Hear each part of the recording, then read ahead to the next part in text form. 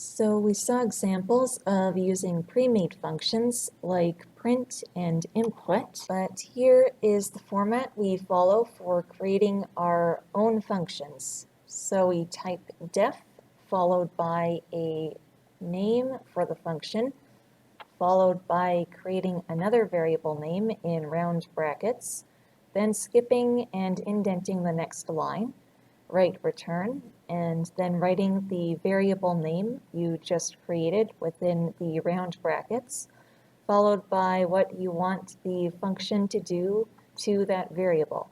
So we are creating a function that divides values by 100. So in line 4, we use this new function by writing the function name within the print statement and then enclose the value we want divided by 100 in round brackets after it.